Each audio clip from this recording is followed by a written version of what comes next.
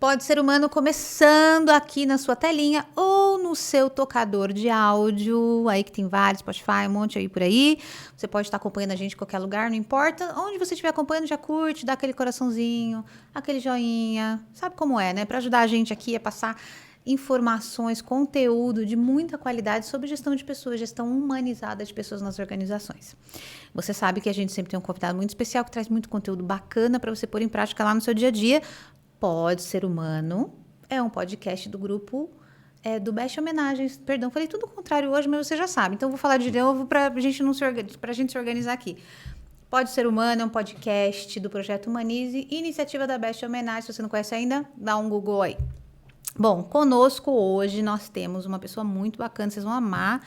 Quem ama T&D, quem ama aprendizado, cola aqui. Arthur Diniz. Olá. Muito bem-vindo. Muito obrigado, um grande prazer estar aqui com você. Uma honra ter recebido o convite e falar sobre temas que eu sou apaixonado. Ah, que delícia! Segue a gente aí que vocês vão gostar também. Bom, o Arthur, ele é CEO e fundador da Crescimento. Ele é especialista em coaching executivo e liderança. Ele é graduado em economia pela PUC, MBA pela Columbia Business School, lá em Nova York. Chique, né, Arthur? Chique. Que bom, mas que bom que você foi lá conhecer um monte de coisa boa para trazer aqui pra gente agora. É isso aí. Por onde será que a gente pode começar? Eu tenho um monte de tema aqui. Tem algum que você queira começar que você fala onde brilham os meus olhos? Pode guiar que eu te sigo. Tá tranquilo. bom. Bom, eu vi aqui, já vamos começar com uma pimenta aqui, tá? Que você é especialista em coaching executivo, amo, e eu queria saber como você está vendo o coaching hoje no Brasil. O que a gente já passou por coaching aí? Um monte de situações, me conta. Pois é. Inclusive, quando eu fundei a empresa, comecei a trabalhar com desenvolvimento de líderes, a primeira coisa que a gente fazia era só coaching. E quando eu tive a ideia de montar uma empresa de coaching executivo focada em liderança, em 2003... Opa, faz tempo. Ninguém tinha ouvido falar de coaching. É verdade. Então, era uma outra época, eu falava coaching, as pessoas... Explica aí. Aí falavam, então é terapia. Aí eu falava, não é terapia, deixa eu explicar de novo, então. Explicava o que era o coaching, etc. Aí fui fazer todas as formações de coaching nos Estados Unidos, no Canadá, etc. Para começar. O coaching daí virou a melhor coisa do mundo, depois de um tempo, virou moda, muitas formações, etc. E hoje ele passa por um momento de bastante questionamento, porque popularizou demais. Sim. E coaching virou um negócio que todo mundo é coach. Sim, gente. Antigamente, quem estava desempregado virava consultor, agora vira coach. E faz coach de qualquer coisa. Sim. Então, faz 2 horas de treinamento, eu sou coach. E aí, por isso que está, assim, todo cuidado para encontrar profissionais que realmente trabalham bem com coaching, estudaram sobre o assunto, conhecem metodologia para trabalhar, é muito poderoso. Mas está num momento complicado. De questionamento. De E essa situação, Arthur, ela atrapalha os bons profissionais dentro do mercado?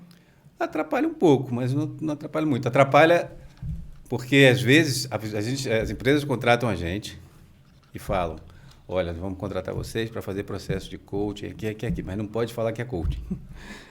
Fala que é mentoria, fala que é um processo de acompanhamento individual, mas se falar que é coaching, vai sofrer um certo preconceito. Verdade. Coaching aqui não pode falar. Mas as empresas têm hoje muita capacidade de separar o joio do trigo e escolher os melhores profissionais do mercado. Então, atrapalha, mas nem tanto. Dá para a gente tocar, fazer um coaching de qualidade. A gente tem, na Crescimento, uma certificação de coaching. Ah, que legal.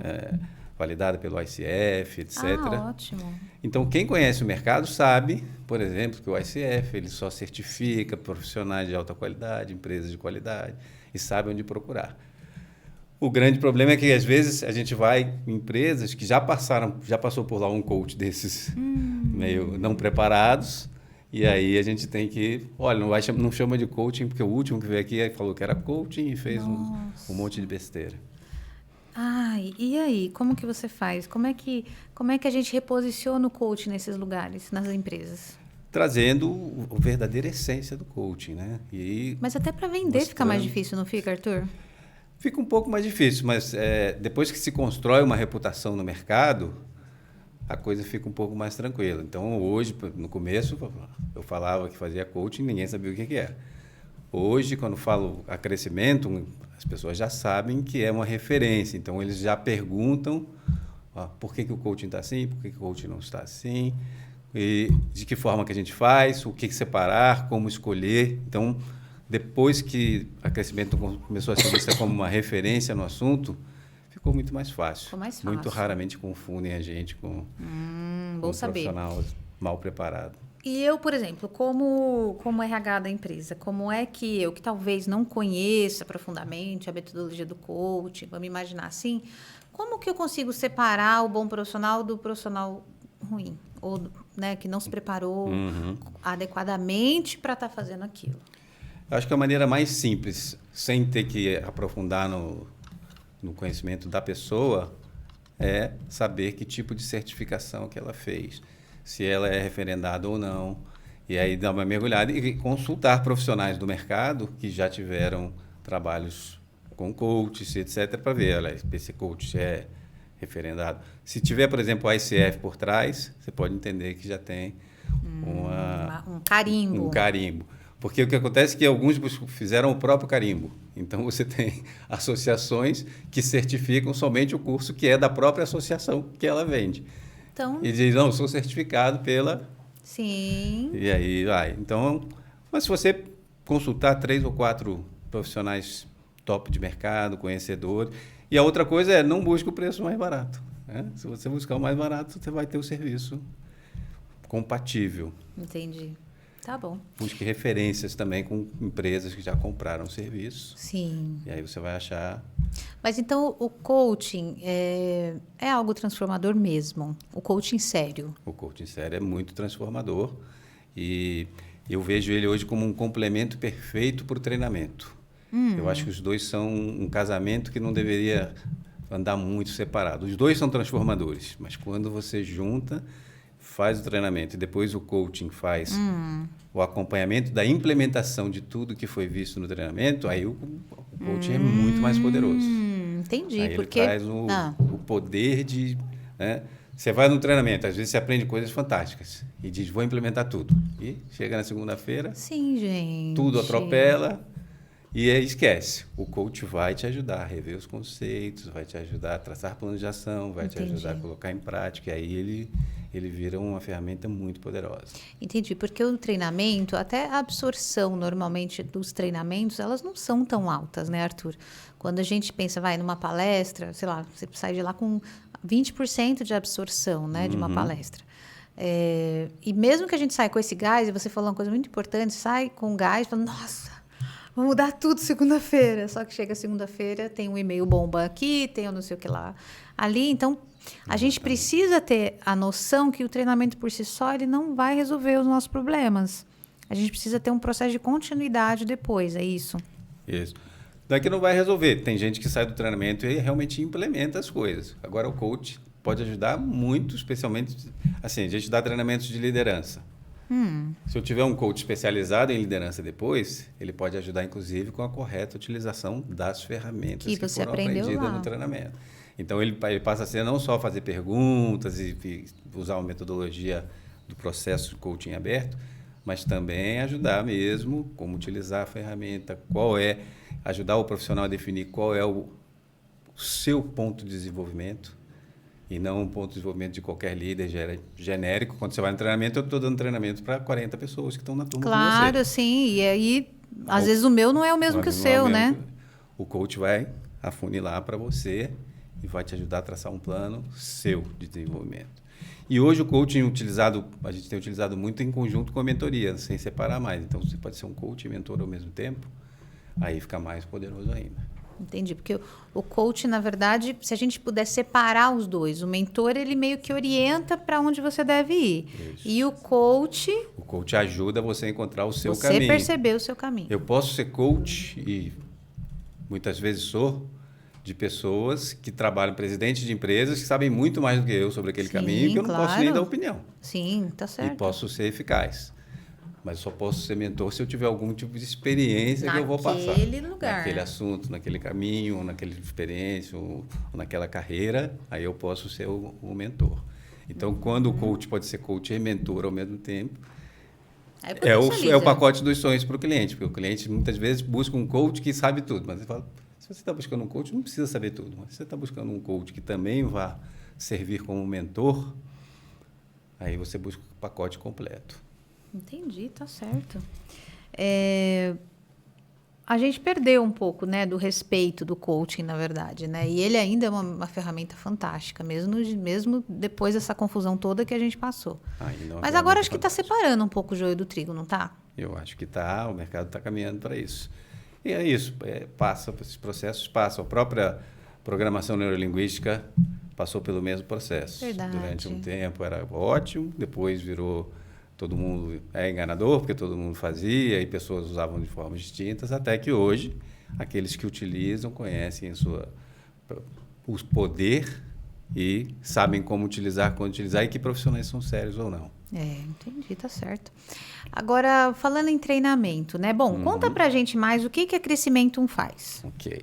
A Crescimento hoje, ela tem 4 grandes linhas. Nós trabalhamos desenvolvimento de liderança, esse é o nosso expertise maior, e aí a gente tem inclusive um curso de imersão de uma semana chamado Líder do Futuro, que é, assim, desde 2005 a gente tem o curso, a gente tem fila de espera, a gente tem turmas, muitas turmas ao ano, Legal. é realmente transformador. Como uma segunda vertente, a gente tem a gestão da cultura organizacional. E aí, sempre quando a gente junta, é fantástico, né? Por quê? Eu treino líderes. Então, você me contrata para treinar os líderes da sua empresa. Aí a gente treina os líderes. Mas aí eles voltam para a empresa e encontram um monte de barreiras para implementar tudo que eles aprenderam. Sim. Quando a gente faz também a gestão da cultura organizacional, a gente vai fazer exatamente a gestão da cultura e daquilo que precisa ser mudado. E aí a gente vai trabalhar exatamente nas barreiras que aquele profissional encontra para implementar o que ele quer de liderança. Eu faço um mapeamento da cultura da organização, definimos a cultura desejada e aí a gente trabalha em todos os sistemas, subsistemas da empresa para atingir isso. Formas de comunicação, vai de layout, vai de comunicação, vai de todas as definições de parâmetros, processos. Na cultura, a gente vai definir o que faz um bom profissional nessa empresa, o que faz ele crescer e o que não deveria fazer um profissional. E quando a gente treina os líderes em paralelo, é conjunto. Então, a gente tem liderança, gestão de cultura. A terceira é o coaching e mentoring, né, que foi a nossa origem.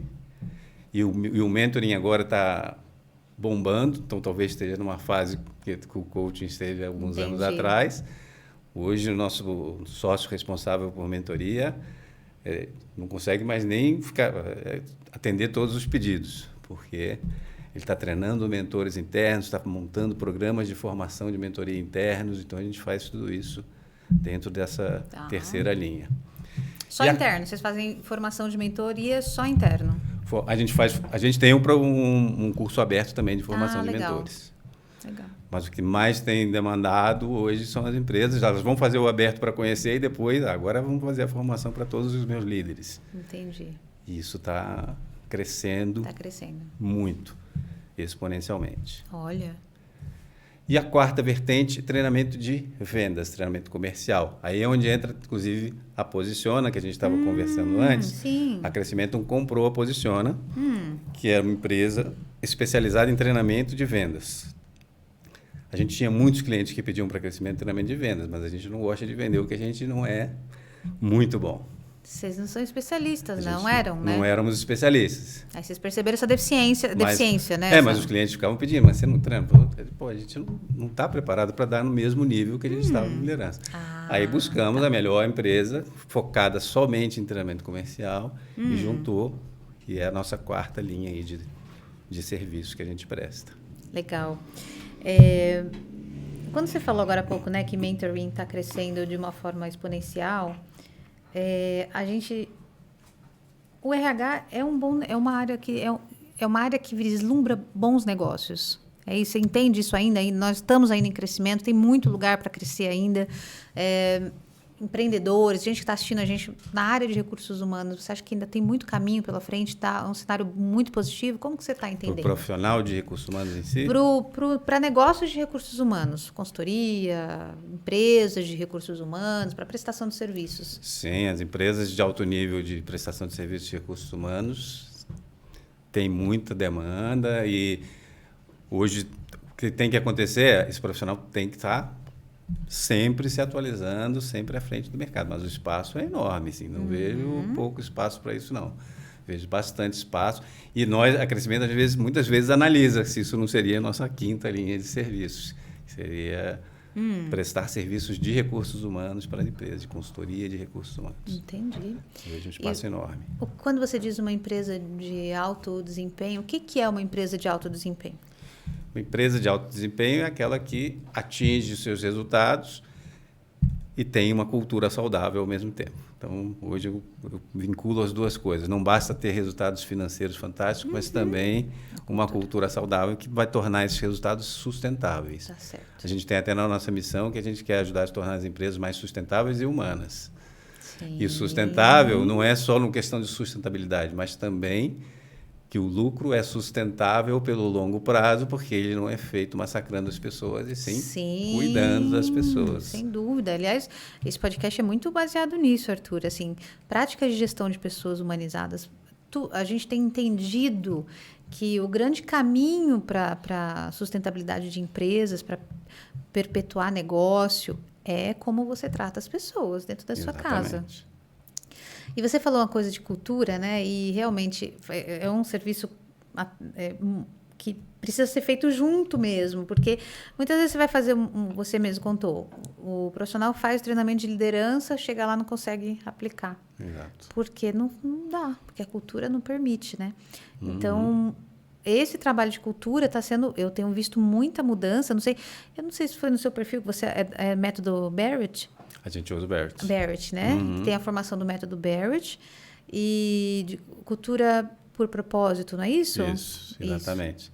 Você pode ter a cultura por acidente ou a cultura de propósito, né? Então, quando você faz a gestão, você faz a cultura de propósito. Não somente baseada em propósito, mas ela foi feita propositalmente, porque se você não fizer a gestão da cultura, ela vai acontecer sem você saber por que chegou ali. Quando você faz uma cultura de propósito, você define que cultura você quer e, a partir daí, sim, a gente usa a metodologia do Barrett para fazer o mapeamento e aí tem todo um trabalho bem profundo dentro da empresa para fazer a modificação. E não sei se você pode contar um pouco para a gente, são o quê? São pilares que vocês identificam dentro das empresas? Por exemplo, sei lá, pilar de comunicação. Como que a gente quer comunicar as coisas aqui? Eu não sei, tá? Eu até comprei o livro e não li ainda, né? A pessoa não leu. Eu sou aquela que compro mais livros do que eu consigo ler. Mas são pilares, Arthur, como é que é essa coisa de identificar como é que a cultura está e assim, falar, bom, aonde a gente quer chegar, né? Como que a gente quer que funcione as coisas aqui? Que essa é a cultura, né? Exatamente. Primeiro, a gente faz esse primeiro mapeamento utilizando a ferramenta do Barrett e isso significa que a gente manda um questionário para todos os funcionários da empresa. E aí a gente só faz pergunta seguinte, quais são os seus valores pessoais? Quais são os valores que a sua empresa diz que vive hoje, valores esposados pela empresa, ou seja, valores que são propagandeados, e quais são os realmente vividos. Uma coisa o que você fala, uma coisa que você faz. Uma coisa que você fala, outra coisa que você faz. Baseado nisso, a gente já descobre um monte de divergências entre o que faz e diz que faz. Aí a gente entra com a parte subjetiva. Aí a gente vai para focus groups, vai entrevistar as pessoas, vai ouvir, olha, deu essa diferença aqui, o que isso significa? Onde estão os possíveis problemas? Os problemas podem estar em símbolos. Por exemplo, uma empresa que contratou a gente falou que queria reduzir a questão hierárquica. Aqui é muito hierárquico, o pessoal respeita demais a liderança, tem uma distância enorme. O que você acha que é? Eu fui passando pelos corredores, o que é isso? Isso é a sala do diretor tal, isso é a sala do fulano de tal. Tem que passar por 5 secretárias para falar com o cara. Você quer que eu treine para mudar? Não tem como. Então, eu tenho que descobrir que símbolos estão ainda mantendo a cultura antiga. A gente quebrou todos os processos hierárquicos, mas o líder que tem mais, ele tem uma salinha que fica no canto. O líder que é segundo lugar tem uma salinha que fica no lugar tal. Outra coisa, muitas vezes os líderes são incentivados a mudar, trabalhar em equipe. Não? Todo mundo tem que trabalhar em equipe. Como que é a remuneração? A remuneração é variável e individual. Eu vou trabalhar em equipe como? E por quê, né? Então, a gente tem que analisar, quando a gente analisa a cultura, a gente analisa tudo. Por que será que as pessoas estão brigando? Por que será que não estão trabalhando em equipe? Por que os valores da empresa não estão sendo vividos? É porque tem sempre uma estrutura por trás que vai mantendo isso. Então, a comunicação, que muitas vezes é o que mais aparece, é um pedacinho de um processo de transformação cultural. Sim. E me conta aqui, a hora que você chega lá no board e vai contar tudo que você descobriu, como é que é normalmente quando o negócio é diferente do que se fala e do que se faz? É totalmente diferente. Quem tem mais essa experiência é o nosso sócio, o Guimar Bach, que faz isso, mas ele sempre conta para a gente, eu já participei de algumas, em algumas empresas já é esperado, tá. Mas tem outras que é aquele negócio, a primeira reação do board é, não é nada disso, aí viagem deles, não é assim, está tudo errado, e aí tem um processo de aceitação, né? Primeiro vem a revolta, depois vem a aceitação, depois vem aquela angústia, e aí surge a vontade de mudar, porque a gente tem que trazer o projeto de transformação cultural só funciona se a turma de cima comprar. Senão você não transforma a cultura. É verdade, não tem como. Não é de baixo para cima, né? Não é de baixo para cima. Não funciona. Então, enquanto o board não está lá, todo mundo embarcado e preparado e casado no que quer, a gente não vai para o segundo passo. Mas é bem interessante, porque a primeira reação é... Porque não é proposital, é acidental. Então, a pessoa realmente nem sabe. É a cultura por acidente. Cultura por acidente. Cultura sempre funcionou assim, né? Então, exatamente. Por quê, né? E nossa. Para quebrar essa dinâmica, tem que ter um trabalho bem grande. E aí sim, a formação de líderes é fundamental nesse processo. Sim. Daí eu considero que o nosso grande diferencial para a transformação de cultura é que a gente sabe treinar líderes. Então, muitas empresas fazem isso separado. Você contrata uma empresa para fazer a cultura, aí depois você traz outra para treinar os líderes. Já Vocês tem uma quebra aí, um distanciamento de processo. A gente faz as duas coisas, aí a gente consegue transformar de forma, acho que mais rápida e bem fundamentada. Entendi. O que faz um treinamento ser transformador, Arthur? Eu acho que o que faz um treinamento ser transformador é você conseguir tocar no coração das pessoas. Eu acho que esse é até, quando as pessoas perguntam, o nosso grande diferencial é... A gente faz um treinamento que é prático, a gente faz um treinamento que é bem fundamentado, a gente tem uma metodologia, e o principal objetivo dessa metodologia é tocar no coração das pessoas. Por quê? Grande parte do que a gente ensina em liderança, os participantes já sabem. E hoje, com a informação disponível para todo mundo, você abre a internet, quero saber sobre liderança. Você vai ouvir, tem vídeo dos maiores especialistas do mundo. É verdade. Então, se for por causa de conteúdo, senta lá e fica anotando... Não é isso. Não vai funcionar. Então, eu preciso tocar no coração das pessoas. Então, o que a gente faz para tornar um treinamento de liderança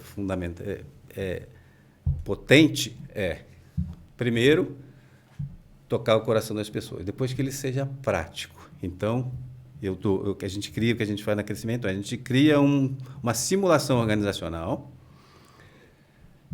faz aquele participante entender como ele está funcionando, aí ele recebe avaliações 360 e principalmente feedbacks de como ele está fazendo. Então, eu dou a ferramenta, ensino a ferramenta, agora você vai utilizar nessa simulação e a gente vai ver como é que você está indo. Você vai receber feedback não só dos nossos treinadores, mas também dos outros participantes de como estão vendo isso acontecer. A gente cria como se fosse essa simulação, como se fosse uma Second Life, é uma gamificação completa de um processo organizacional. E nesse novo mundo, você pode errar à vontade, porque ele não traz consequências na vida real. Então, depois de 2 dias entrando nas nossas imersões, o participante esquece da própria vida pregressa, né? Que está correndo em paralelo. E ali a gente consegue tocar o coração dele, porque esse líder ou essa líder vai lá, implementa, faz alguma coisa e recebe na hora a informação, olha, essa forma que você falou não caiu bem para mim, fiquei muito triste, não funcionou, e etc, etc. Que no dia a dia acontece, mas as pessoas não falam. Aí a gente já que a gente faz com isso? A gente acopla uma emoção naquele aprendizado. E aí, quando a pessoa sai do treinamento, cada vez que ela tem um comportamento parecido com aquele que ela definiu mudar, vem aquela emoção. Aí significa que ele pode transformar. Então, o foco está muito mais em tocar o coração para que a pessoa queira mudar e depois saia dali com as ferramentas, do que ele entenda na cabeça o que ele deveria fazer, mas não está tocado. Então, ele sabe que eu deveria fazer assim, deveria fazer assado, mas sai lá e aí não faz nada na segunda-feira. Volta para o seu dia a dia e não muda nada. Sim. E você falou uma coisa interessante. Todo mundo sabe, na verdade, o que tem que fazer. Né? Mas não consegue pôr em prática. Exatamente. Então, essa sacada, né, de colocar o emocional... Na verdade, a gente... Quando pensa, né, muitas vezes até na infância da gente, às vezes a gente sente um cheiro e lembra aquilo porque teve uma emoção muito grande vinculada àquele momento, né? Exatamente. Então, quando a gente tem emoções vinculadas, a gente tem um maior aprendizado, maior retenção, né? Boa, Arthur. Boa sacada. Tem que colocar a emoção junto com o aprendizado. A neurociência fala isso. A gente aprende... Eu fui em um monte de treinamentos que ensinam isso, mas nunca aplica. É verdade, né? Eles ensinam isso e não aplicam. Eu aprendi isso, mas enquanto eu estava aprendendo isso, ninguém estava botando emocional para mim, para que eu aprendesse melhor. Para que você fixasse A empresa melhor. estava ensinando, mas não estava demonstrando como utilizar. O que Sim. a gente tenta fazer é fazer isso acontecer na prática. Incrível, incrível. E aí você tem aí um grupo, não sei quantas pessoas você já passou por esse... Qual que são os resultados desses programas de liderança que você tem? Que tipo de transformação você já observou, já viu? Algum case que você tem que falar, puxa, o cara era assim, olha só o que ele faz agora. Pode contar pra gente? Posso. Tem vários cases, assim, como a gente, por exemplo, a gente faz essa imersão, o Líder do Futuro, desde 2005, então... E aí, mudou de lá para cá, inclusive? Ele mudou, as ferramentas vão se atualizando. Tá. A metodologia que ancora não mudou muito. Tá. Então, é uma coisa até interessante. Ele já era disruptivo em 2005, continua sendo, Olha, sem grandes modificações. 17 anos depois. 17 anos. Porque a gente começou, a gente fazia meditação. Foi uma época que o coaching era pouco conhecido. Meditação, então, muitos participantes fugiam da sala na hora, achando que era alguma coisa religiosa. Religiosa, espiritual, né? E fugiam, então a gente já fazia um monte de coisas diferentes. A gente tentava acoplar. E de onde vem essas coisas? Não, eu já vou misturando todos os assuntos. Eu tenho um assunto lá para você me responder. Ainda vou te responder dos exemplos. É melhor. Então, um exemplo que eu gosto muito, um participante que ele foi para lá e ele chegou no primeiro dia e ele falou, o que você veio fazer aqui? Por que você procurou o treinamento? Ele falou, minha equipe toda se juntou, sentou comigo e implorou para eu fazer um treinamento de liderança, porque eles não me aguentavam mais. E ele era um cara que era formado no MIT, MBA no MIT, trabalhava na McKinsey, consultoria top, com conhecimento técnico extraordinário, etc. E era gerente de uma fábrica e tinha uma equipe com algumas centenas de pessoas, mas a equipe sentia que ele era uma pessoa boa, mas não funcionava. E ele foi, 3 meses depois que ele saiu do curso, a secretária dele mandou um e-mail para a gente, que a gente guardou para sempre, né? Agradecendo. Nossa, vocês mudaram não só a minha vida, como a vida de centenas de pessoas aqui na fábrica. E ele saiu e ele implementou, assim, de uma forma muito forte tudo que ele aprendeu aquela semana. Foi bem marcante. Ele foi promovido, depois ele virou o CEO da empresa. Ele voltou para fazer até uma palestra para os líderes do futuro, quando a gente fez uma comemoração, 100 turmas e etc. Ele voltou para fazer uma palestra. E quando ele foi promovido a CEO, a primeira coisa que ele falou, a minha missão de vida que eu defini no Líder do Futuro é essa. E desde então, isso é o que fez a diferença na minha vida como líder. Então, são mudanças bem marcantes. Tem mudanças que a gente, às vezes, não acompanha e a gente fala...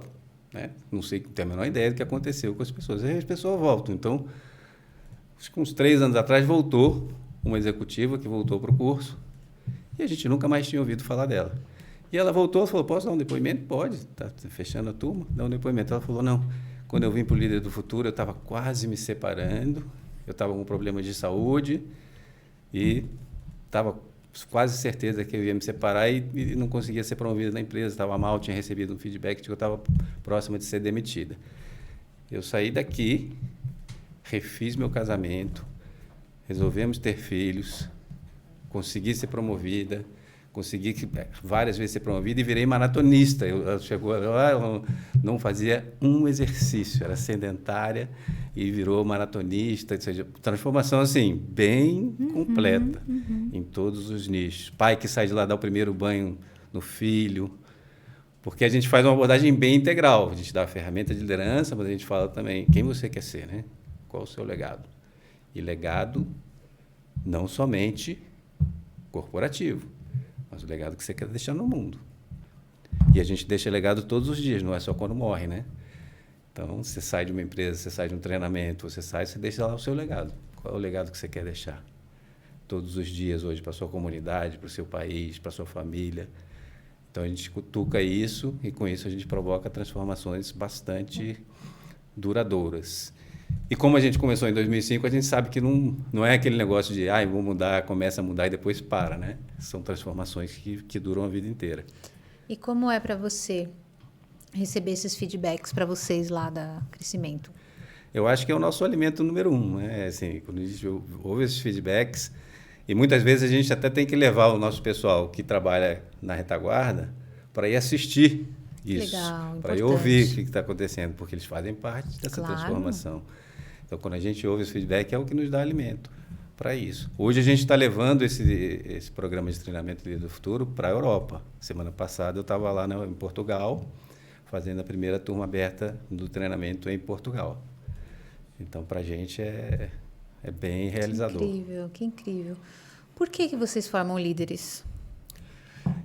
Eu acredito que, trabalhar na liderança é a forma que eu encontrei mais poderosa de impactar o mundo mais rápido, porque quando a gente impacta um líder no que vai no nosso treinamento, a gente está impactando centenas ou milhares de pessoas que vão ser impactadas imediatamente por essa liderança. Então, através da liderança, a gente entende que a gente pode transformar o mundo. E aí o que eu fiz foi buscar pessoas que têm essa mesma missão de vida, esse mesmo propósito, para que a gente pudesse impactar milhares e até milhões de pessoas. E estamos trabalhando nesse caminho. É verdade, que lindo. Quando um líder faz esse treinamento com vocês, né? Que características eu encontro nele depois? Olha, cada líder é um líder, Tá então bom. Muito difícil encontrar características comuns, mas todos eles passaram por esse processo de reflexão.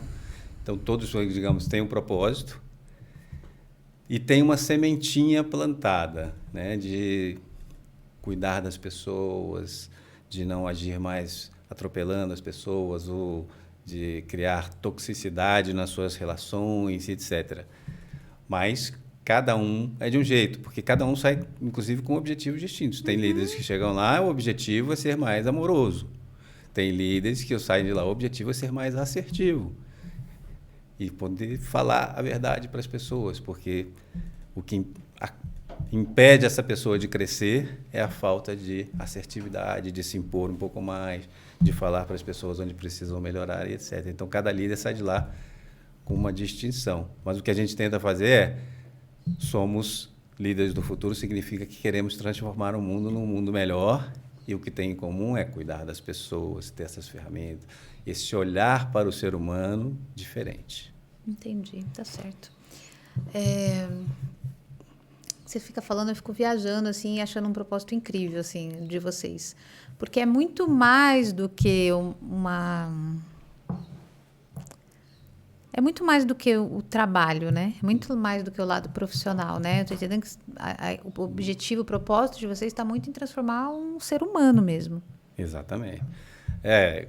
Eu, até quando eu conto a minha história, sempre falo que depois que eu descobri o meu propósito de vida, eu não trabalho mais, né? Eu só me divirto e faço, porque uma pergunta que a gente faz até para as pessoas que vão no nosso treinamento é o seguinte: se você ficasse milionária agora, o que você mudaria? Aí quando perguntam para mim, eu digo: eu faria o que eu faço de graça. Porque aí eu não precisaria mais, né, Não precisaria de mais- pedir dinheiro e nem Entendi. cobrar. Então, eu poderia fazer a mesma De coisa. graça. A hora que de você graça ficar por milionário, aí. você me dá um alô. Você... Tá bom. Legal, Que nossa, significa que é isso, que entendi. não é aquele trabalho na versão antiga. Como eu trabalhava no mercado financeiro, eu trabalhava mesmo para Sério? produzir resultados. Aí eu fiz uma revisão da minha carreira num momento que eu falei, não quero mais crescer aqui, não quero trabalhar mais em banco de jeito nenhum, o que que eu vou fazer? E aí sim eu fui buscar propósito de vida, o que que eu queria, que forma eu queria impactar. E aí desde então comecei a trabalhar por propósito e não mais. Sim, você é graduado em economia, verdade. Sim. Então você estava indo por um caminho. No mercado financeiro eu nunca trabalhei com RH ou nada relacionado Isso que eu ia te a pessoas. perguntar. Era Nada. financeirão mesmo. Não era financeiro, eu fui comercial, fui marketing. No Santander, eu fui diretor de planejamento estratégico do varejo. Depois fui responsável pela empresa de capitalização do grupo. Então era isso, engenharia financeira, comercial, marketing, mas nunca E o que aconteceu que você falou, gente, não, parou. surtei, né? Quero descer. Entrei e falei, porque aconteceu isso, meu chefe chegou um dia e falou, olha, você está indo bem, acho que vai surgir uma vaga para o próximo passo aqui na empresa, aqui no banco, e eu queria indicar o seu nome. Eu falei, pelo amor de Deus, não me indica, eu não quero ser você de jeito nenhum. Ele falou, você não gosta de mim? Eu falei, não, você é fantástico. Mas eu ficar no comitê executivo, discutindo política para banco ficar mais rico, não encaixa mais. Não tinha mais aquela vontade quando eu comecei a carreira que eu queria ser presidente de banco. Eu cheguei no ponto que eu falo, o último lugar que eu quero é presidente. Eu vejo esses caras sofrendo loucamente, né, e não fazendo alguma coisa por propósito. E aí eu tive que fazer essa reflexão. Então eu parei tudo e falei, vou parar para pensar.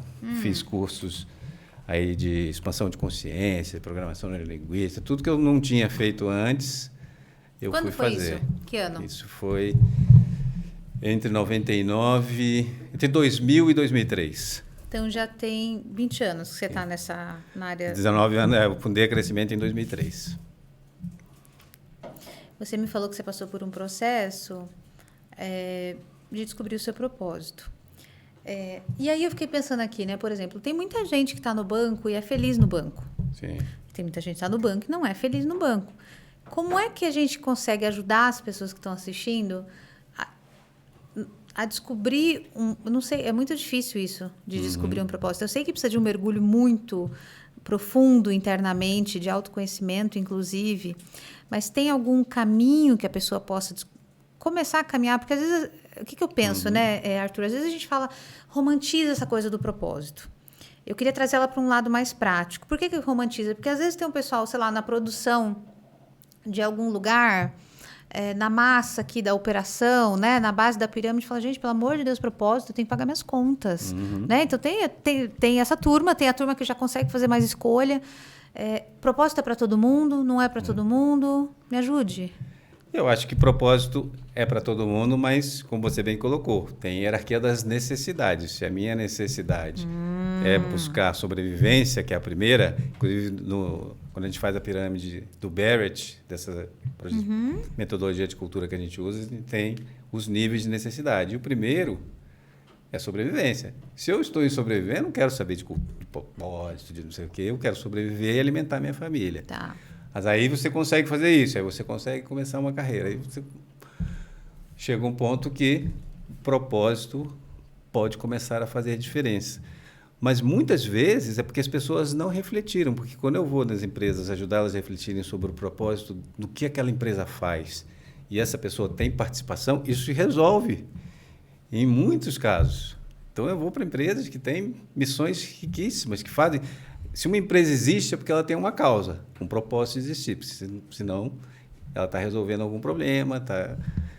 Quando você ajuda as pessoas a conectarem o que elas já fazem com o propósito da organização, que está cuidando de alguma necessidade de estar ajudando milhões e milhões de pessoas, muitas vezes isso já resolve.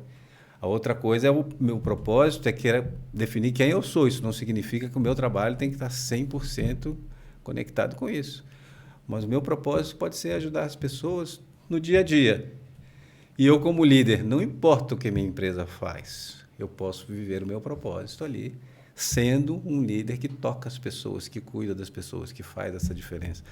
Então, está muito mais ligado a quem eu sou do que o que eu faço. O que eu faço é só um complemento. Entendi. Se eu não tenho ninguém para me ajudar, por exemplo, a conectar a minha função com o propósito da empresa, eu que estou assistindo aqui, como eu posso fazer esse exercício? Eu olho o propósito da empresa, olho lá, de repente, os quadrinhos de missão que ficam lá, ou então os valores da empresa, olho o que eu estou fazendo. Como que eu posso tentar fazer essa conexão, Arthur? É tentar entender por que a sua empresa existe.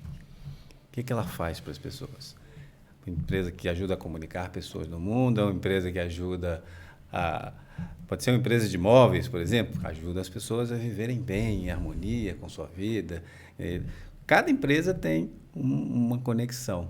Então, refletir sobre isso é fundamental.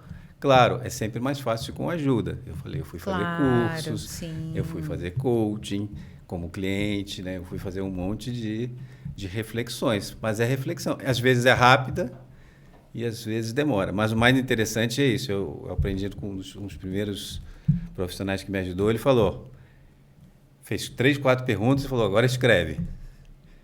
Ele falou, daqui a alguns meses, você não vai se conformar com isso, você vai chegar a uma frase muito parecida com essa, e só que aí você vai aceitar porque você levou tempo refletindo. E foi exatamente o que aconteceu. A frase que eu escrevi meio que intuitivamente, que veio do coração, era quase que a mesma depois de meses de reflexão, porque eu tinha que... Sobre o seu propósito. Sobre o meu propósito, porque eu tinha que racionalizar de que aquilo era uma coisa tão importante que não podia surgir em segundos de reflexão. Engraçado, a gente se sabota, né? É. Como assim? Foi muito rápido. Isso aqui não é só um projeto de vida. Isso aqui com certeza não. E vem cá, vamos lá. Você fazendo uma transição de carreira agora, você no mercado financeiro, de repente você sai e fala, gente, eu vou abrir uma empresa. E aí que o pessoal brinca, né? Que RH é uma coisa para abraçar a árvore, vai fazer aqueles treinamentos de abraçar a árvore, aquela coisa. Como é que foi? Você teve apoio? Você foi sozinho quando entendeu o seu propósito? O que você precisou para fazer isso acontecer? Eu fui sozinho, conversei muito com as pessoas, então quando eu comecei, o que aconteceu? Eu defini que minha missão era, eu escrevi uma frase bonita para a minha missão. E quando eu fui ver a missão do coaching do ICF, era a mesma frase. Falei, nossa, não é possível que isso seja coincidência. Quero aprender sobre isso. Então eu fui buscar aprender sobre isso, fui fazer cursos e fui tentar entender como funciona. Depois de um certo tempo, eu decidi que iria fazer essa mudança. Minha primeira iniciativa, exatamente por não ter nenhum tipo de apoio em outra coisa, foi buscar empresas que pudessem me contratar, mas o coaching praticamente não existia. Sim, muito novo. Então, ninguém ia me contratar para ser coach. Era de fora, era uma coisa de fora, né? Conversei com algumas empresas de consultoria, falei, vocês não querem abrir como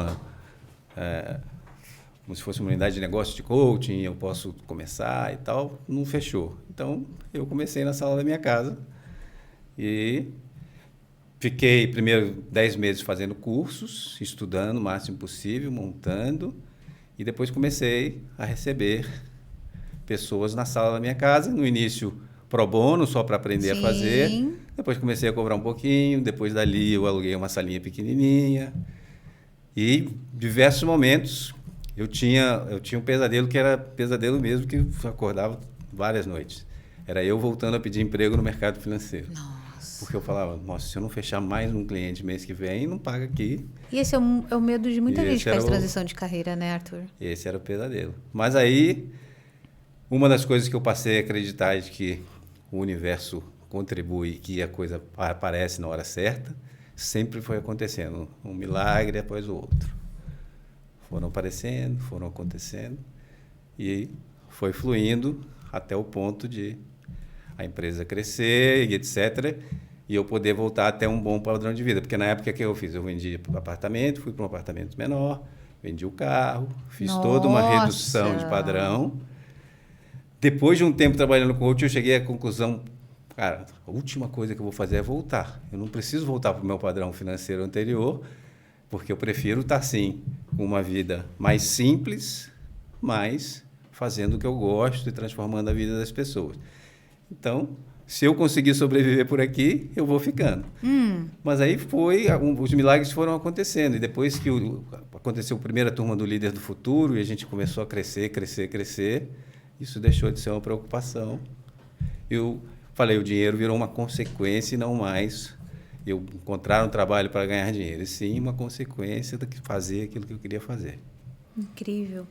É uma preocupação muito grande, né, dentro das pessoas que fazem a transição de carreira, né? E Sim. que bom que você teve esse planejamento, teve do que abrir mão, né? Eu acho que isso Exato. é muito importante. Antes de fazer o salto, né, calcular esse salto. Eu tinha tantos meses e eu deixava uma reserva que eu dizia, quando tiver só 3 meses, é o momento que eu vou começar a buscar um emprego. Porque não pode ser quando acabar o dinheiro, né? Tem que ser quando sobra alguns meses desse dinheiro. Mas nunca aconteceu, então? Nunca precisou voltar a entregar um currículo? Nem sabe mais o que é escrever um currículo? Não sei mais o que é escrever um currículo, jamais faria isso novamente. Que bom. E agora... Essa é uma história de sucesso, né, Arthur? Você falou que os milagres foram acontecendo, né? Você entende assim como pequenos milagres, né? Muitas vezes acontece também num processo de transição de carreira de não dar tudo certo. Acontece. Né? E ter que dar um passinho atrás, levar o currículo, talvez. Em alguns casos pode ser. A questão exatamente, por isso que o planejamento e entender exatamente o que quer, porque eu tive alguns amigos que fizeram essa troca, mas não estavam dispostos a fazer também o downgrade. E passar um tempo com um custo de vida mais baixo para permitir ficar mais tempo até que o novo negócio cresça. Porque uma empresa nova, a não ser que você venha com investidores, mas da forma que eu fiz, totalmente orgânica, vai levar uns 2, 3 anos para começar a tirar R$1 de lucro. Se fizer isso, já está fantástico. Por isso que 90% das empresas novas quebram. Fecham. É verdade. Por isso. Então, tem que estar preparado exatamente para essa realidade. Como eu fui muito privilegiado antes de ter feito uma carreira de sucesso. Fui fazer o MBA. Eu me especializei em empreendedorismo quando eu estudei em Columbia Business School.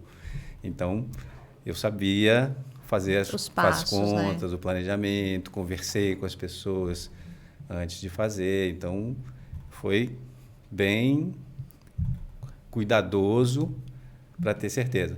E comecei sempre, o que eu sempre também falo com os meus clientes do coaching, tenha sempre um plano B. Então, depois que eu comecei a dar treinamento, meu plano B, por exemplo, era dar aula em universidades. Ótimo. Porque eu comecei a dar treinamento no MBA da INSPER, na época do IBMEC, sobre liderança, etc. Não é a coisa que eu mais gostava, mas é muito melhor do que voltar para banco. Então, eu falava, já tem um plano B. Se a coisa não der certo aqui, primeira coisa, eu vou buscar lá. Gostei. E aí, posso recompor a renda ali para depois continuar fazendo o trabalho que eu quero fazer. Plano B, galera, plano B.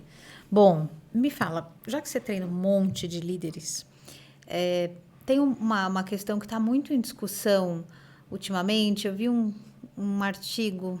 Puxa, devia ter gravado aqui, eu devia ter anotado. É que as ideias me vêm aqui também agora, né? Não dava para ter anotado antes. Mas um artigo falando sobre o feedback. Não sei se foi o Simon Sinek, eu não sei. Falando sobre o feedback, que na verdade nunca tem feedback construtivo. Não existe com feedback construtivo. Não foi o Simon Sinek, não. Foi outra pessoa. Marcus Buckingham.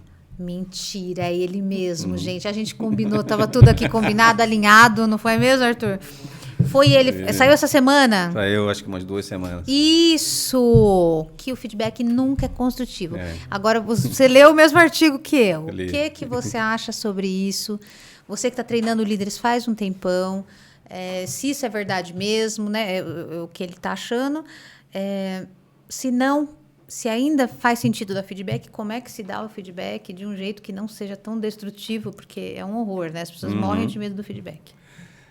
Eu acho que... Eu discordo. Eu acho que o feedback pode e deve ser construtivo. E entendo que o feedback é a maior ferramenta de desenvolvimento que eu conheço. Mas como que ele deixa de ser destrutivo e agressivo, se fizer todo um trabalho. Quando a gente está no treinamento lá de liderança, essa imersão, quando a gente chega na parte do feedback, a gente já está mais ou menos na metade do curso. Aí eu falo, então, para pensar em dar feedback, você tem que ter feito tudo que a gente fez antes, que é para construir uma relação de confiança com o seu liderado. Tem vários passos que precisam ser dados.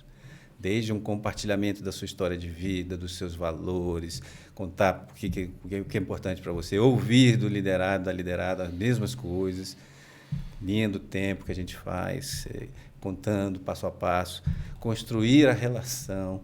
Ou seja, o meu liderado ele tem que ter a certeza de que eu quero desenvolvê-lo. A segurança. Segurança e a tranquilidade disso. Quando isso acontece, até mesmo quando eu dou feedback da forma errada, não tem problema. Quando a relação de confiança não existe e a pessoa está desconfiada de que eu estou dando aquele feedback talvez para demitir, ou para diminuir, ou para algum outro tipo de objetivo, ou simplesmente não estou me preocupando com essa pessoa e estou dando feedback de uma forma esculachada, vai ter problema mesmo se usar a técnica certinha. Então, muitas escolas treinam a técnica do feedback. Uhum. E o mais importante não é a técnica. É o vínculo. É o vínculo, a relação de confiança, porque a reunião de feedback, a conversa de feedback é uma conversa que é ameaçadora. É verdade. E não só para quem está recebendo. Ah, é? O líder também se sente ameaçado, Exatamente. Arthur? O Neuro Leadership Institute de Nova York, ele fez várias pesquisas disso, inclusive fotografando o cérebro, né? Fazendo ressonância. Enquanto você dá feedback. Enquanto dá feedback. E aí ele vê que acende a luzinha do lutar ou fugir, né? Ah, do reptiliano Do aqui. cérebro reptiliano, exatamente. Eu luto ou eu fujo. Quando você recebe e quando você dá o feedback. Então, a pessoa que está dando feedback também está tremendo de medo. Eu vou quebrar essa relação. Será que eu vou magoar essa pessoa? Será que eu estou dando da forma correta? Será que... Então, eu preciso quebrar isso. Na pessoa que está dando, é construir a relação de confiança, demonstrando isso com sinceridade, com honestidade, e entendendo que o feedback é um ato de amor. É o contrário. Assim, eu te dou porque eu quero que você cresça. E para quem está recebendo e quer receber mais feedbacks, pedir o feedback quebra isso. Também acaba com a zona da ameaça. Se você se sente na obrigação de me dar um feedback, você vai ficar com medo de eu ficar chateado. Entendi.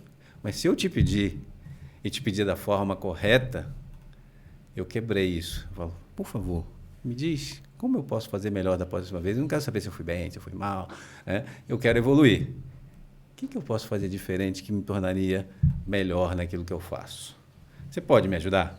Então, quem fizer isso, seja para o seu líder, seja para o seu liderado, seja para quem for, quebra a relação de ameaça. E se os dois lados caminharem nessa direção, aí o feedback se torna fantástico. A gente ensina isso, eu tenho profissionais de dar crescimento que estão lá ao longo dos anos, ou algumas pessoas que já saíram, que a partir do momento que aprenderam isso, tiveram um crescimento. Gente, isso aqui é dica de milhões desse podcast de enorme. hoje, hein? Preste atenção. É um crescimento enorme, porque passaram a terminar para fazer tudo. Como eu posso fazer melhor da próxima vez? E isso a gente pode extrapolar para todas as relações. Para todas as relações. Para o meu marido, para minhas crianças. Puxa, não fui legal. Sim. Como eu posso fazer da próxima vez melhor? Exatamente. Inclusive, a gente já teve várias experiências de pessoas que fazem líder futuro, depois mandam ou o marido ou a esposa para fazer, para complementar, exatamente ficar na mesma Sim. vibração, na mesma energia. E que falar isso na família não tem preço. Quando o casal entra nessa sintonia de poder conversar e os dois querendo se desenvolver em conjunto, sem ameaça, isso também gera um desenvolvimento mútuo de longo prazo e enorme. Então, eu considero o feedback essencial. E é a ferramenta mais poderosa e a menos utilizada. Porque gente, ele uma gera vez tanto por medo. ano, minha gente. Uma vez por ano o povo usa ainda, Arthur. Pois é, uma vez por ano é a famosa avaliação de performance. Sim, e aí eles que não aproveitam. chega nem a ser um feedback. É. E o que eu digo para os líderes é, o pior momento do mundo para dar um feedback é se você der só durante a avaliação de performance. A conversa de avaliação de performance deveria ser Frequente, 30 né? segundos. Não, a avaliação poderia durar 30 segundos. de Pode ser uma vez por avaliação. ano. Conforme nós conversamos 600 vezes durante esse ano, 600 essa é a sua avaliação. É isso. E eu não preciso falar mais nada, porque tudo eu já venho falando. Já falei. Nós já vimos conversando. Mas, na realidade, em grande parte dos casos, é o contrário. Não conversa nunca, tenta tirar férias na época da avaliação, para ver se não consegue ainda fugir. O ciclo é quando? Setembro. Vai Setembro, RH, já. marque para setembro. Marca as férias, que eu vou escapar. E nunca tem, para evitar a conversa difícil, que só é difícil porque não tem antes. Porque não tem no dia a dia conversa de desenvolvimento. E é quando precisa, né, Arthur? Não tem, tipo, a cada 3 meses, a cada... É quando precisa. É quando precisa. Quanto tempo eu vou deixar você cometer o que, na minha percepção, é um erro, até eu te avisar? Quantas vezes? Porque quando é uma atividade, como a gente faz, eu treino facilitadores que vão dar os treinamentos. Acho que é um pouco mais fácil deles fazerem isso e entenderem que o feedback... Porque ele é um feedback mais técnico. Não é tanto percepção, né? Você pode melhorar aqui, ali. Eu posso filmar você entregando um treinamento e você mesmo vai... Nossa, aquilo que eu estava negando funciona. Então, é mais fácil. Mas no dia a dia, que é mais subjetivo nas organizações, é muita observação e entender. Se você está me dando um feedback, é a sua percepção, não necessariamente uma verdade ou uma mentira. Mas se eu estiver ouvindo e recebendo feedbacks de várias pessoas, eu posso somar naquilo que é comum e definir como me desenvolver. Se eu não receber feedback nenhum, como que eu cresço? Sim. Como que eu me desenvolvo? É Porque eu fico fugindo para proteger o meu ego de ter uma notícia ruim. Sim. Por isso que eu digo, quando eu recebo um feedback, não é para saber se eu sou bom ou ruim. Isso é o ego. É para saber como eu posso melhorar. Onde eu posso melhorar. Eu posso estar ótimo, ainda assim quero melhorar. Então, é isso que é importante. Tá certo. Quando a gente fala em querer melhorar, a gente fala muito em como aprender, né? Aprendizado. Hoje a gente vê que a capacidade de aprender é uma das competências que as empresas estão mais buscando. Com certeza. Bom, todo mundo aprende igual, o líder consegue estimular essas pessoas. Como o líder pode estimular essas pessoas a aprenderem melhor?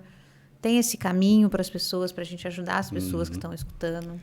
Primeiro, assim, não aprendem igual. Então, Não aprendemos igual. Esse é o grande desafio. A má notícia para o líder, não adianta fazer um padrão, um pacotinho. Essa é a má notícia.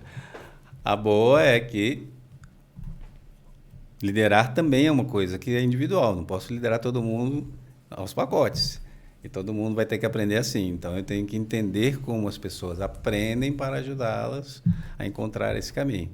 Então, muitas vezes, eu estou ali e eu sei melhor como a pessoa aprende do que ela mesma. As pessoas da minha equipe, porque eu vou acompanhando, vendo como que aprende, como que não vai. Então, o líder tem que estar muito atento para perceber isso e poder ajudar as pessoas a traçar esses caminhos. Agora, eu não preciso depender de um líder ou de uma líder minha para aprender isso, né? Cada um deveria, ao longo da vida, tentar entender como que eu aprendo melhor. É vídeo, é livro, é participando de treinamentos, é entrando nisso. E, a partir dessa descoberta, começar a focar cada vez mais nisso. Arthur, a gente olha muito pouco para a gente. Na verdade, quando você fala, a gente tem que perceber, é mais vídeo, é mais livro, é mais áudio, é mais presencial que eu preciso, eu preciso de um treinamento o que eu preciso. Eu sinto que a gente se olha muito pouco. A gente vai buscar informação, né, na internet, né, mas a gente é sempre para fora, né? Acredito que falta muito a gente olhar para dentro e entender algumas coisas como essa que você está acabando de falar. Exatamente, tem que buscar. Eu, por exemplo, ficar buscando informação, vendo vídeo, não aprendo.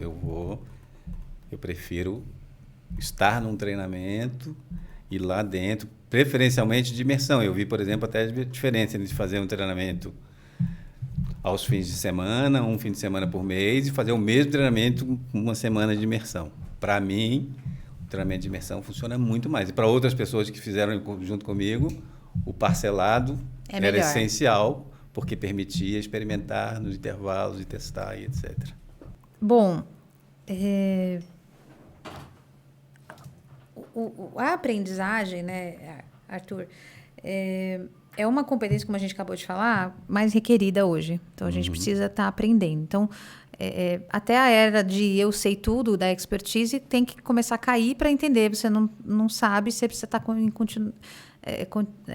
continuidade de desenvolvimento. Como que eu, como profissional, desenvolvo essa minha capacidade? Não gosto de ler. E eu não sei, você já deve ter ouvido muito isso. O brasileiro reclama muito, não gosta de ler. A gente vende pouco livro ainda. Menos do que a gente deveria, menos do que a gente, né, gostaria. Como eu desenvolvo em mim a vontade de aprender? Porque senão a empregabilidade é baseada em aprendizado. Né? E a gente está vendo que as máquinas estão ocupando o lugar aí do esforço repetitivo. Tudo que for esforço repetitivo, a máquina vai ocupar. Então, eu preciso aprender coisas novas.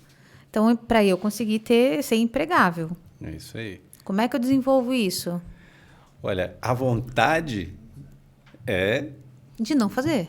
Então, eu não sei como desenvolver nas pessoas, porque a partir do momento que a pessoa tem a vontade, o caminho fica mais tranquilo, que é exatamente, você não gosta de ler? Você gosta de quê? Você gosta de fazer um treinamento, você gosta de assistir, você gosta de ouvir um áudio, de que forma você gosta de aprender? Agora, se existe essa falta de vontade de aprender... Aí danou-se. Aí vem um buraco mais embaixo, né? Então, aí tem que trabalhar primeiro numa motivação, trabalhar a questão do propósito, ou seja, por que está sem energia para até buscar esse aprendizado? De onde tirar essa energia? Normalmente, quando a pessoa descobre um propósito, alguma coisa que ama, alguma coisa que quer fazer, essa energia vem.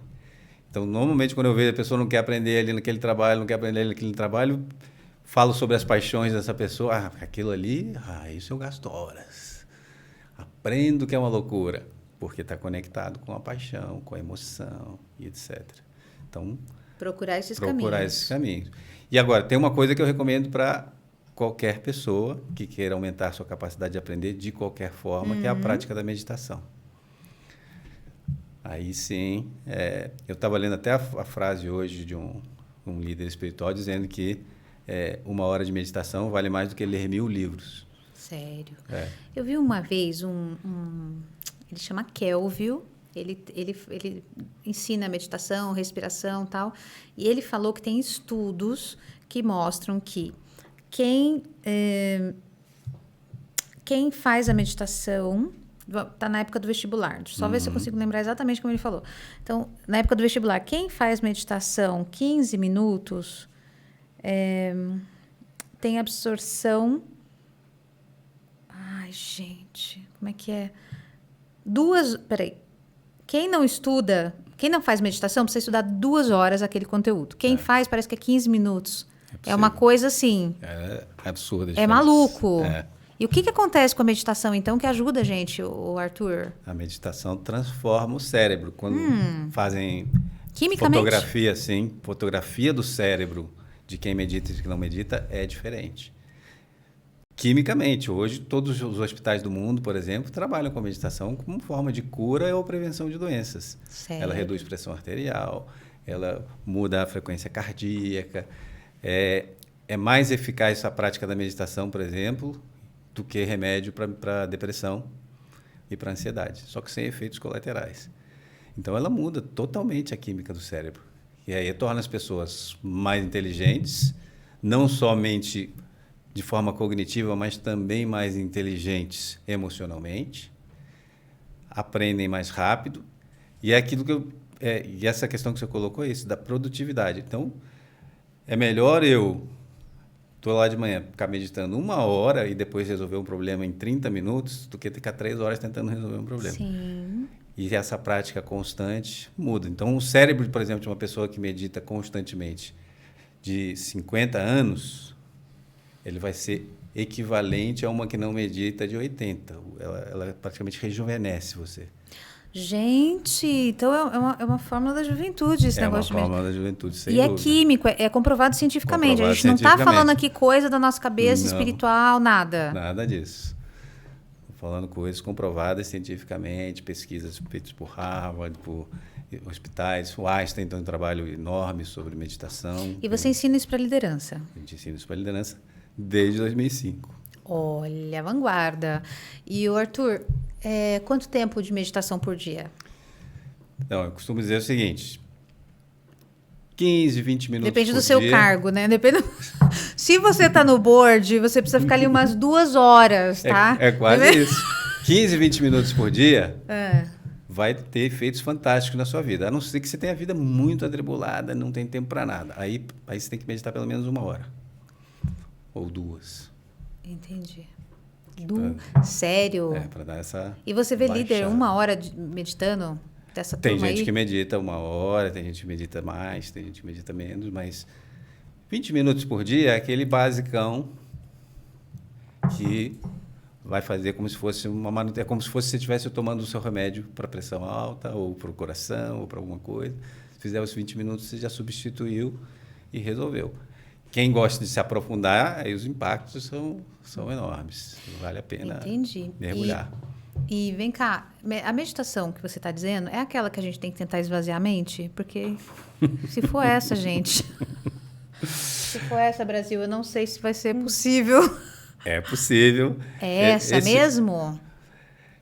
No final, vai ser, mas não é necessariamente que você precisa sentar e esvaziar a mente na primeira sessão de meditação. Tá.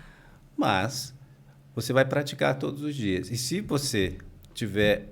Você precisa encontrar, talvez, a metodologia de meditação que vai te fazer esquecer um pouco da vida exatamente e liberar isso.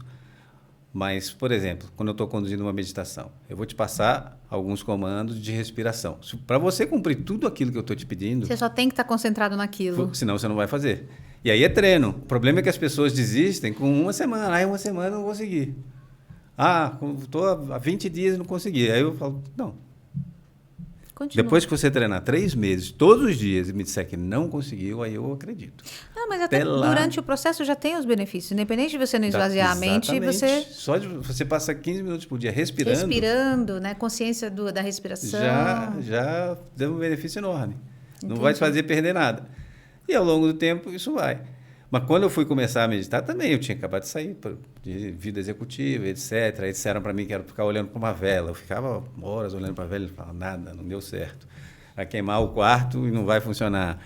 Aí disseram para fazer outras técnicas, de cantar, fazer mantra. Eu tentei tudo. E qual que deu certo? Eu fui numa instituição chamada Provida e aí eu fiz um curso lá de imersão de 1 semana e a partir dali aí eu fui aprofundando. Funcionou forte. Tem gente que consegue fazer isso sozinho. Hoje tem muito mais aplicativos do que tinha na época que eu comecei. Verdade. Tem escola transcendental, tem meditação ativa. Então, tem um monte de formas que a pessoa precisa encontrar aquela forma que encaixa e fazer a prática. Como eu disse para você, né, eu aprendo muito com o curso, indo lá. Então, eu estava tentando aprender de um jeito que não funciona para mim. Quando eu fui no curso, estava lá, e durante 7 dias eu fui obrigado por eles a participar da meditação, então eu já estava lá, eu ia fazer, etc., não tinha nada que me tirasse daquilo, eu fiz. E a partir dali, eu nunca mais parei. E aí, realmente, a mudança é... Quais são as principais mudanças que a gente tem? Você contou um pouco dentro da liderança, né, da tribulação, tudo. As principais mudanças que a gente tem profissionalmente, porque a gente está aqui, mas também podemos falar, né, na questão pessoal, né, de vida, de qualidade de vida. De tudo, porque como ela reduz estresse, qual é o grande problema? Quando você vai em qualquer médico com qualquer problema, o que ele vai te dizer? A origem veio do estresse, da ansiedade, etc, etc, etc. Então, já começa por aí, melhorando a saúde. Você começa a tomar decisões com muito mais facilidade, muito mais rápido e com muito mais tranquilidade. Para mim, uma grande mudança foi não entrar mais em estado de susto com quase nada, porque eu já sei que vai passar. Então, um dos princípios da meditação não, vai passar. Tem problema agora, vai passar. Se está bom agora, também vai passar. Então, você não vai nem ficar tão doido quando tiver uma coisa boa, nem tão desesperado quando tiver uma coisa ruim. E ao manter essa tranquilidade, você pode tomar decisões com muito mais inteligência emocional. Ou seja, eu posso tomar decisões duras quando são necessárias, mas eu não preciso tomar isso baseado na minha raiva. Eu vou tomar baseado na minha tranquilidade, mesmo que a decisão seja dura. Então, não é virar um monge, sou legal, sou bonzinho, sou zen. Não. Mas é desenvolver inteligência emocional. O que é inteligência emocional? É a capacidade que eu tenho de controlar as minhas emoções para poder tomar decisões com o meu cérebro. Então, se eu consigo controlar as emoções, eu consigo fazer a gestão desse processo. E aí, pensar fica muito mais fácil. Então, eu acredito, por exemplo, que eu só consegui fazer o programa Líder do Futuro acontecer por causa da meditação, porque as soluções começavam a vir para mim de uma forma que eu não estava acostumado. A sensação que eu tenho é que vai oxigenando de uma forma, né, que a gente vê todos os cantinhos ali do cérebro da gente e tem acesso a coisas que a gente vai passando sem perceber, né? Vai passando sem perceber. E o cérebro é muito mais. Quando você vê os estudos falando sobre super-humanos e outras coisas, vai estar sempre conectado com meditação. Sempre. Se você for ver desenvolvimento de superinteligência, do ser humano que resolve as coisas mais rápido, que faz isso, vai ter meditação envolvida. Não vai ter saída. Olha, gente, a partir de hoje, eu acho que isso aqui vai ser uma nova estratégia nossa aqui, viu? Nós vamos... Não, é sério. Eu já fiz um curso com pastor, não, padre, gente. Padre Domingos, de Enneagrama. Não sei se você já ouviu falar Enneagrama. E ele ensinou bastante, assim... a questão da meditação, mas a gente vai passando, né? A gente não, quando a gente tem contato novamente com todos os benefícios que traz, a gente percebe que são benefícios que a gente põe em prática em todas as situações, né? A gente tem que tomar consciência e fazer, que é inclusive o aprendizado. Eu aprendo quando eu coloco em prática. Exatamente. Enquanto eu estou só ouvindo, blá, blá, blá, não fez sentido para mim. Quando eu coloco em prática é que eu aprendo, é isso que funciona. É assim o aprendizado.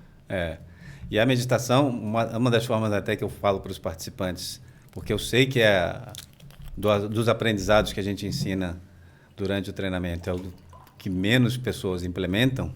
É isso? Você já percebeu? Já, porque dá isso. Não consigo não pensar em nada. Eu não falei em nenhum momento para não pensar em nada, era só para fazer a respiração. Mas as pessoas vão desistindo. O que eu digo é o seguinte, por exemplo, meu pai era diabético. Tá. Ele tinha que tomar insulina todos os dias, senão ele morria.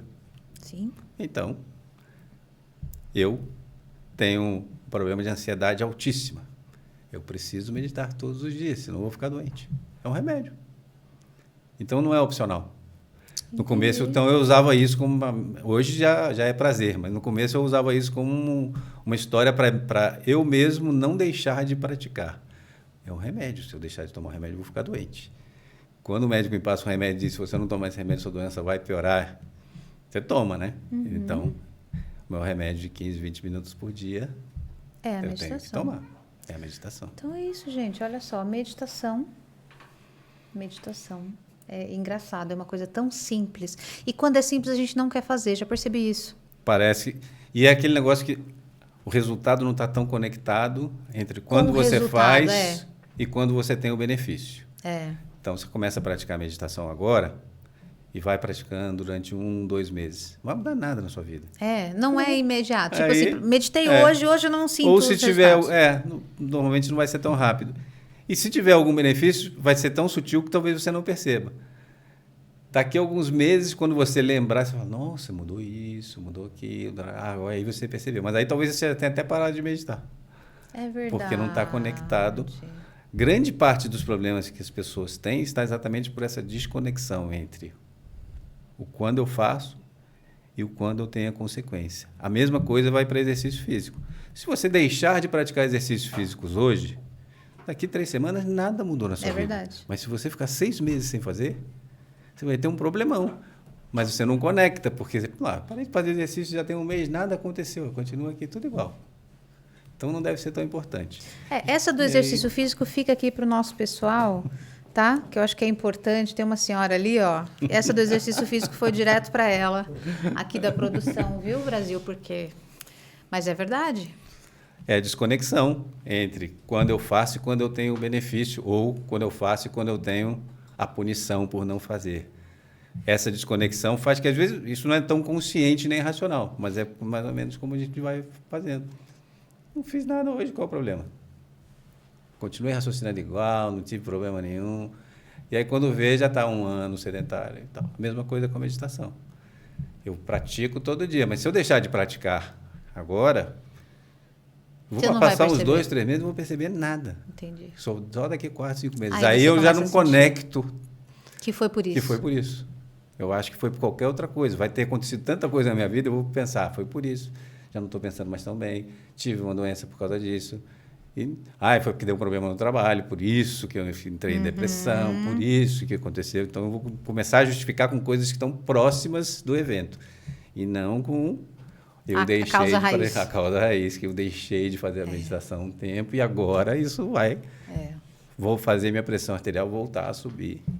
Então me fala, como a gente pode fazer essas ligações para que a gente não desista das coisas? E isso, por exemplo, você contou lá no início do seu exemplo, que você falou, bom, vou fazer isso, vou fazer isso, vou fazer isso, e você não saiu desistindo logo de cara. Não foi depois de 6 meses, você falou, não, vou largar tudo, vou levar currículo para o mercado, né? Tinha um plano ali a seguir, não desistiu. A gente está falando de outras ações, como a meditação, qualquer outra coisa que às vezes a gente desiste no meio do caminho. Então, carreira, muitas vezes, né, um propósito do coração, uma vontade que as pessoas querem tanto realizar, e aí acaba desistindo. Que tipo de conselho, que tipo de... Não sei se é um conselho, uma orientação que você pode dar para a gente, para que a gente consiga ligar as coisas e não saia desistindo, né? Para que tenha uma conexão entre o caminho, né, a seguir. A dica maior que eu dou é a conexão disso tudo com o seu propósito e com a sua visão de futuro. Então, inclusive, que a gente faz isso no treinamento, né? Você vai chegar lá, seu propósito. Por que você quer se tornar uma líder melhor? Tá. Por isso é importante. Vamos lá na tua alma, importante, o que benefício você traz para a sua família, para as pessoas à sua volta, à sua comunidade, etc. Agora, uma visão de futuro. Daqui a 5 anos, se você pudesse escolher tudo, como estaria a sua vida? Como seria? Visualiza isso. E a gente faz uma visualização. Agora, conecte os seus rituais, a meditação, o exercício. O que você precisa fazer para chegar lá? Aconteça. Que ações, que planos, o que você precisa fazer?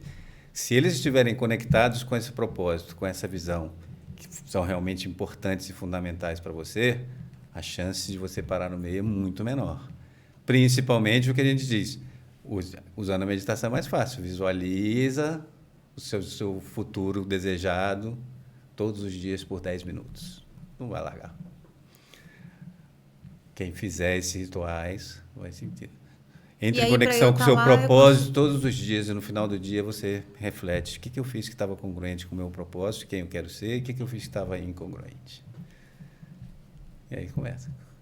Criando rituais de conexão com missão, com propósito e de transformação. Aí, quando a gente faz sem saber exatamente por que está fazendo, ou não conectando isso diretamente, a tendência de parar é muito maior. Eu adorei isso que você falou. Agora, você está indo para Portugal, estou vendo aqui que vocês treinam anualmente mais de 500 mil profissionais, a Crescimento e a Posiciona junto, em 50 países com mais de 20 idiomas. Isso. É esse tamanho todo? Porque a gente fez uma parceria, juntamos com uma empresa europeia e estamos trabalhando em conjunto. Então, a partir daí, a gente consegue... Somou-se. Aí a gente está impactando. Então, tem uma estrutura hoje, é o Grupo Cegos, e esse grupo tem sede em Alemanha, França, Portugal, Espanha, Itália e Inglaterra. E com isso está sendo mais fácil de expandir a nossa metodologia e impactar muito mais gente. Então, a gente está indo para fora entregar esses treinamentos e treinar também os facilitadores desses países para que eles se tornem independentes e possam fazer. Porque, para multiplicar o bem, né, a gente tem que treinar multiplicadores. Sim. Não pode ser a gente implementando tudo. Sim, então, aonde vocês querem chegar agora, então? Quanto mais gente a gente conseguir impactar, melhor, ao redor do mundo. Estamos trabalhando para isso. Esse desafio atual é isso, é fazer o líder do futuro alavancar na Europa da mesma forma como aconteceu aqui no Brasil. fazer com que ele se espalhe por lá. E o digital faz sentido para vocês? O digital faz todo sentido. E até o que aconteceu com a gente foi, antes da pandemia, nós éramos 0 digitais. Então, se você pedisse qualquer coisa online, a gente ia sair correndo, fingir que estava ali falando sobre outro assunto, tentar convencer... Eu estou meditando aqui. Assim que eu terminar a minha meditação, eu mando esse arquivo para vocês. Tentar convencer de que presencial era melhor. Então, era isso. Tá. Aí, sumiu todos os nossos produtos e serviços de um dia para o outro, sumiu, né? Cancelou tudo. Pandemia, era claro. só presencial, pandemia, acabou. Aí a gente teve que aprender a fazer tudo no digital. E aí começamos a fazer. Inclusive o Líder do Futuro, essa semana de imersão, a gente faz online hoje. Inclusive Sério? na Europa. Com a mesma metodologia. As pessoas começam às 6h30 da manhã, vão até 11 horas da noite. Não, é bem light, né, light, o programa. É para provocar mudanças profundas, eu preciso de uma intervenção um pouco mais forte. Então, e mudando a biologia, né? Mudando a biologia, fazendo o trabalho completo. Então, hoje, a gente consegue fazer 100% do que a gente faz no digital e 100% no presencial. E, juntando as duas coisas, a gente consegue o melhor de cada um.